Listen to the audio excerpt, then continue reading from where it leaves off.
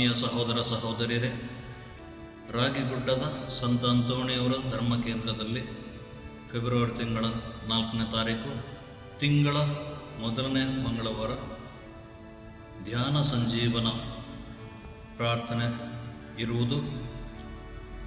ಪರಮಪ್ರಸಾದದ ಆರಾಧನೆ, ತದನಂತರ ಬಲಿಪೂಜೆ, ಪುಟ್ಟ ಮೆರವಣಿಗೆ ಮತ್ತು ಸಂತ ಅಂತೋಣಿಯವರ ನವೇನ ಪ್ರಾರ್ಥನೆ ಹಾಗೂ ಕೊನೆಗೆ ಎಲ್ರಿಗೂ ಭೋಜನ ವ್ಯವಸ್ಥೆಯೂ ಇರುತ್ತದೆ.